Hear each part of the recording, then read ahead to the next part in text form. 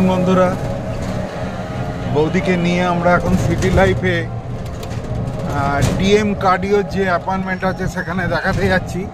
কারণ কালকে হসপিটাল বলেছে, তোমাদের আমি বলেছি যে ইমিডিয়েটলি কার্ডিওলজিস্টের কনসাল্ট করার জন্য। আমরা পৌঁছে তোমাদের একটু আধটু দেখাবো, বাকিটা আমি সন্ধ্যেবেলার ভিডিওতে বলবো, তোমরা দেখো। হ্যাঁ, আচ্ছা।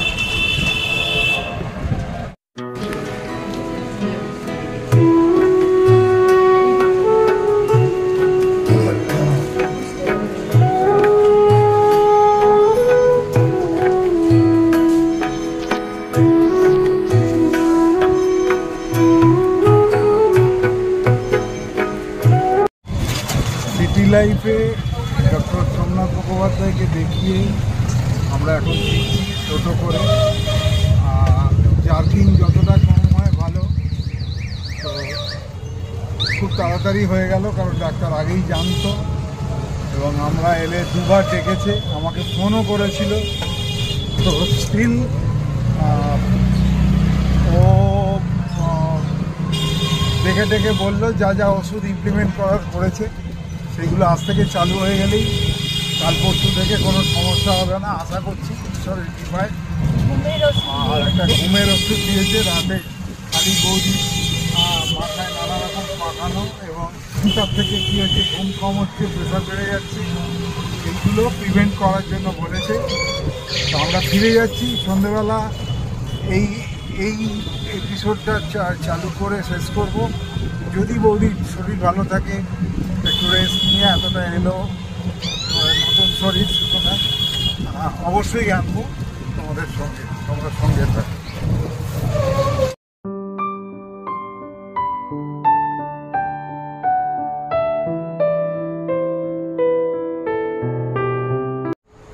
ডাক্তারবাবুর কাছ থেকে ফিরে এলাম, টোটো করে গেছিলাম, টোটো করেই এলাম। আর এসে শরীরটা সত্যি খুব খারাপ লাগছে, কারণ অনেক দিন বাদে রাস্তায় বেরোলাম আবার টোটো করে। যদিও কালকে আমি হসপিটালে গেছিলাম, কিন্তু গাড়ি করে গেছিলাম বলে অতটা বুঝতে পারিনি ধকলটা। আর টোটো করে গেছি তো ভীষণ টায়ার্ড লাগছে। তারপরে হচ্ছে দুপুরবেলা একটু ঘুমের অভ্যাস আছে, এখন হয়েছে, তা ঘুমোতেও পারিনি, কারণ আমরা বাড়ি থেকে 3:30 নাগাদ বেরিয়েছিলাম। অ্যাপয়েন্টমেন্ট ছিল 4টের সময়, তা ওখানে গিয়ে উঠেছি 2:30। হ্যাঁ একদম। তা কি বলবো, শরীরটা আবার যেন কেমন লাগছে একটা। তা আমি আশা করছি ওষুধটা পড়লে আস্তে আস্তে আমি 2-1 দিনের মধ্যেই রিকভারি করে নিতে পারবো নিজেকে। তারপরে তো যেমন ভিডিও আসে নিশ্চয়ই আসবে, তবে এখন তো আমাদের খাওয়া দাওয়া তো কিছুই নেই বাড়িতে। আর যেহেতু আমি খাচ্ছি না, সেহেতু দাদাও কিচ্ছু খেতে চাইছে না। ওই আমার নুন ছাড়া তেল ছাড়া যে রান্নাটা তৃষা করে দিয়ে যায় সেটাই হচ্ছে। দাদা একদম অল্প করে ওপরে নুন ছড়িয়ে সেটাই খাচ্ছে। তবে আমি একটা জিনিস দেখছি, এই খেয়ে দাদা কিন্তু কদিনে খুব রোগা হয়ে গেছে। তারপরে আমিও তা নয়, প্রচুর প্রেসার আছে তো, মানসিক সব সময় মাথায় কাজ করে যে টিঙ্কু কি কি পছন্দ করে, সেই পছন্দকে প্রায়োরিটি দিতে গেলে ও হয়তো শুয়ে আছে, ও হয়তো ঘুমিয়ে আছে, ও হয়তো অন্য মোবাইলে ইউটিউব দেখছে, বা ও হয়তো টিভি দেখছে, কিন্তু মাথায় প্লে করে টিঙ্কু কি কি ভালোবাসে। এই যে কাজের লোককে দিয়ে ছাদ আজকে ধোয়াতে গেলাম, ছাদ বাগানের ছাদ, তো ধরো আমি যেভাবে করলাম সেভাবে ঠিক টিঙ্কু করতো।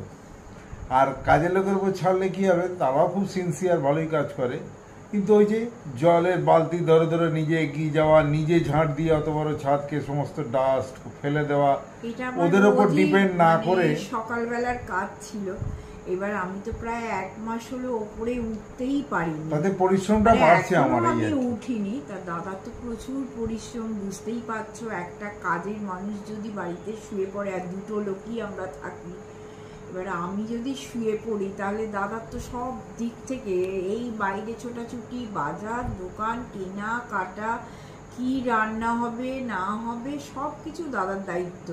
তবে আশা করছি ওষুধটা খেলে আমি 2-1 দিন বাদে থেকেই তোমাদেরও সামনে ভালোভাবে আসতে পারবো। ভিডিওটা একটু আধটু হলেও তো নিশ্চয়ই দেবো, বলো।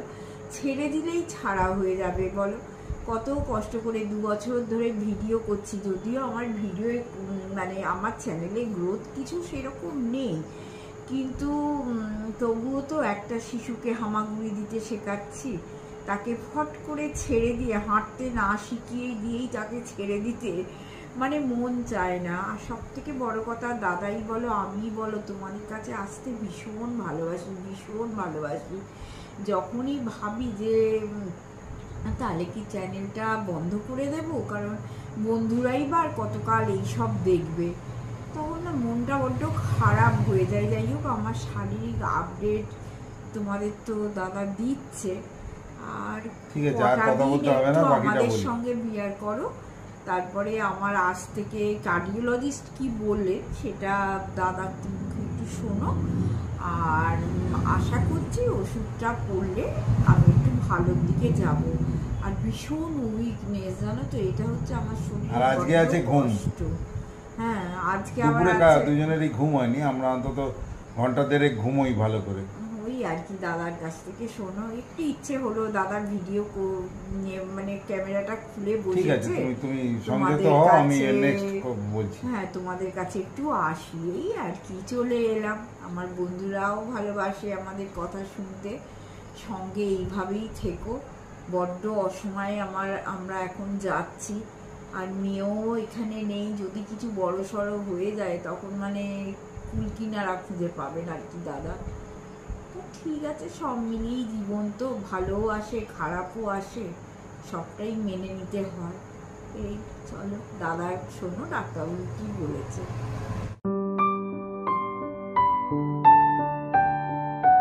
যেটা বলছিলাম, সন্ধ্যাবেলা তো নয়, দুপুরবেলা আমাদের অ্যাপয়েন্টমেন্ট ছিল। সেই অ্যাপয়েন্টমেন্ট অনুযায়ী আমরা সিটি লাইফ ডায়াগনস্টিকে গিয়েছিলাম। তার দোতলায় লিফটে করে উঠে গেলাম। তো ডাক্তার যেহেতু আমার মেয়ের বন্ধুস্থানীয়, সুতরাং ও একটু সিনিয়র, কিন্তু চেনে নামে নামে প্রত্যেককে। ডাক্তার ফ্যাকাল্টিতে তো বেশি ডাক্তার থাকে না, জয়েন্ট এন্ট্রান্স ক্র্যাক করে কজন ডাক্তার হয়। তো যাই, যদিও এখন অনেক সিট বেড়েছে, কিন্তু ওদের সময় যারা এখন ডাক্তার, মানে ডক্টর সোমনাথ মুখোপাধ্যায় বা আমার মেয়ে ডক্টর রোজি, এদের সময় তো এত কিছু ছিল না। সারা পশ্চিমবাংলায় হয়তো 400-500 ডাক্তার বেরোতো বছরে। তো যাই হোক, সেই অভিপ্রায়ে তার কাছে গেলাম এবং তাকে সমস্ত কেস হিস্ট্রি বললাম। এই হয়েছে, 27 তারিখ মধ্যরাত্রে এই ঘটনা হয়, তারপরে যা যা হয়েছে তোমরা যেগুলো জানো সেগুলো তো ওকে ওয়াকিবহাল করতে হবে। আমি যদিও হোয়াটসঅ্যাপে চ্যাটে লিখে দিয়েছিলাম, কিন্তু ও তো বিজি, ওরও তো ব্যক্তিগত জীবন আছে, ডাক্তাররাও মানুষ। তো সুতরাং তাদেরকে এইগুলো অবহিত করাটা আমার কাজ। করার পরে আমায় বলে, হ্যাঁ কাকু তুমি ঠিক করেছো, এবং আমি শুনলাম, কিন্তু আমি কারণটা খুঁজবো, কি করে এই হঠাৎ এই সেরিব্রালটা কেন হলো। তোমরা আমার কাছে দেখে যাওয়ার প্রায় দিন 20 মধ্যে এই সেরিব্রালটা হয়েছে। এটা হওয়ার কথা ছিল না। আমি তখন বললাম, সুকল্যাণ পুরকায়স্থ সাহেব, মনে আছে তোমাদের, তিনি হচ্ছেন HOD ইনস্টিটিউট অফ নিউরো সায়েন্সের।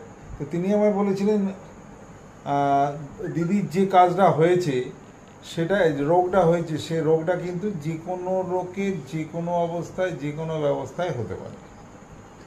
তো এটা নার্ভ জনিত ব্যাপার।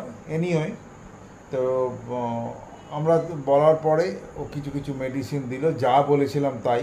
সিলাকারটা চালু করলো, এবং টেলমা 40 অবশ্যই কাল সকাল 8টা থেকে খাবে, যদিও আজকে হসপিটালের পারমিশনে আমি দিয়েছিলাম। আর একটা অ্যাডিশনাল দিয়েছে ঘুমের ওষুধ। কারণ সেই ঘুমের ওষুধটা এই জন্যে দিয়েছে যাতে যদি ঘুম না হয় ইত্যাদি ইত্যাদি। আমি কিনে ফেলেছি। মেয়ে রেগে গেল খুব, বললো না না না না, একদম নয়, ডাক্তার বলেছে তো কী হয়েছে, ও আমার থেকে 1 বছরের সিনিয়র, ডেফিনেটলি আমি তাকে প্রফেশনকে ছোটো করছি না, সম্মান করছি, কিন্তু একদম নয়, কোনো ওষুধের বশবর্তী হয়ে থাকা চলবে না। আমি আমার মাকে ঘুমের ওষুধ খেয়ে ঘুমোতে দেবো না, বরং ঘুমোতে যাওয়ার 1 ঘন্টা আগে থেকে মোবাইল টোবাইল সব সরিয়ে নিতে হবে, যাতে ও পিসফুলি ঘুমোতে পারে। তো এই হচ্ছে আজকের আপডেট। আর হ্যাঁ, তোমরা বলতে পারো টোটো করে কেন গেলেন? আমার বাড়ি থেকে মাত্র 5 মিনিটের ডিস্টেন্স বাই টোটো, গাড়িতে গেলে 2 মিনিট। কিন্তু গাড়ি এখান থেকে এইটুকু গাড়ির জন্যে প্রায় 1000 খানেক টাকা দেওয়ার কোনো মানে হয় না, কারণ আমার নিজের 4 চাকা গাড়ি ছিল। রিটায়ারের পর আস্তে আস্তে আস্তে যেহেতু মেয়েদের 2খানা গাড়ি, সেই জন্য আমি আর গাড়ির বশবর্তী না হয়ে গাড়ি বিক্রি করে দিয়েছি। হ্যাঁ, মেয়েকে গাড়ি নিয়ে যেতেও বলেছিলাম, কারণ ড্রাইভিং করাটা ওদের একটা প্যাশন, ডাক্তারির বাইরেও। তো যাই হোক, এইরকম অবস্থায় চলছে, তোমাদেরকে এই আপডেট দিলাম। বৌদি আজকে একটু মিশ্র আছে, কারণ এখনও কিন্তু কার্ডিওলজিস্টের ওষুধটা পড়েনি, রাত 8টায় পড়বে, মানে হয়ে এসছে টাইম। এখন বাজে 7:45, আর 15 মিনিট বাদে। আমি টাইম ধরে খাওয়াই। তবে আসার কথা, এই যে প্রেসার দেখলাম, প্রেসার দেখাতে কিন্তু দেখলাম প্রেসারটা একটু ডাউনের দিকে।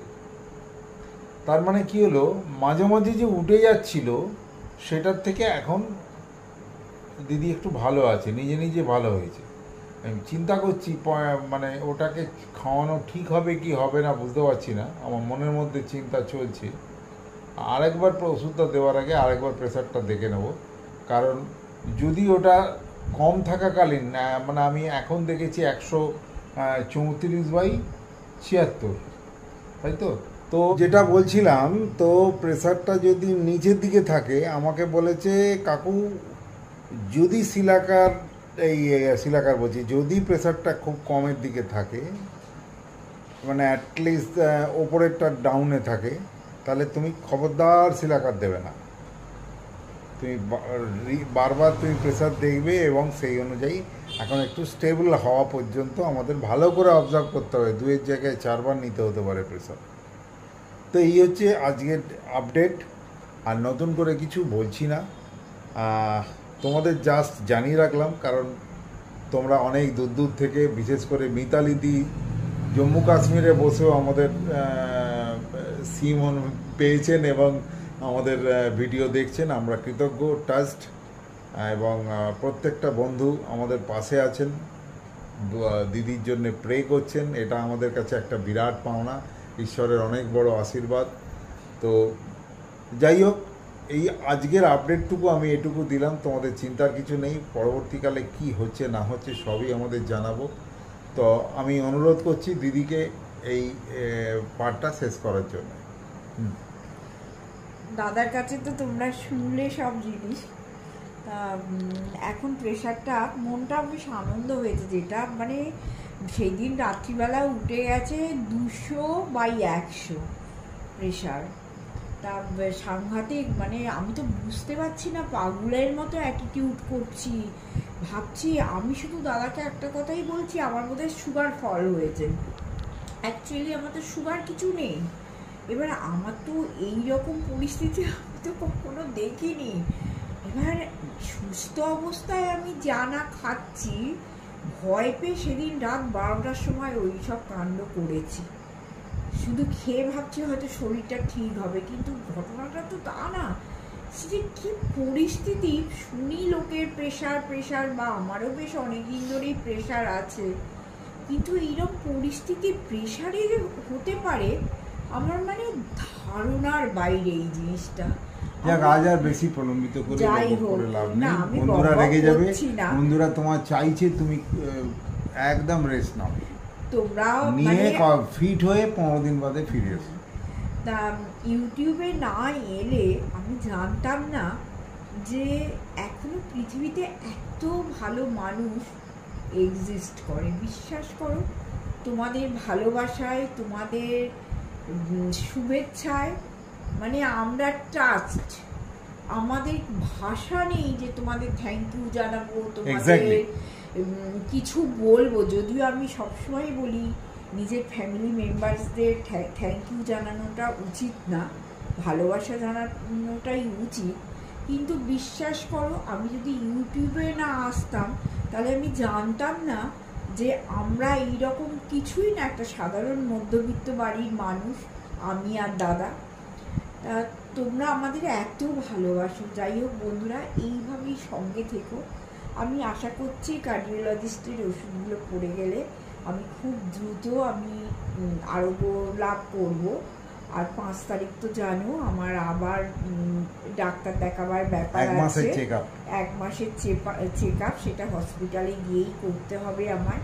তো আপডেট তো তোমরা পাবেই। তবে হ্যাঁ, যেরকম ভালো ভালো নানান রকম রান্না বান্না আমি করতাম সেটা তো এখন আর করতেও পারছি না, করে লাভ কি বলো, কিন্তু খাবার নেই না। বা দিদির একটা ব্যাপার ছিল, কার্ডিওলজিস্টকে জিজ্ঞেস করবে যে ওপরে যেতে পারবো কিনা, উনি বলেছেন না, পারবেন না। ওপরে গেলে নাকি প্রেশার আরো হাই হয়ে যাবে, শিল ভাঙবে। তা এখন আমাকে পুরো তুলোর বস্তার মধ্যে রেখে দিতে হবে, তাহলে হয়তো প্রেশারটা কন্ট্রোল থাকবে। এনিওয়ে রাখো, আজকে শেষ করো। যাই হোক আর কথা বন্ধুরা, না বলাই ভালো। আজকের মতো ভিডিওটা আমি শেষ করছি। আর প্লিজ সঙ্গে থেকো।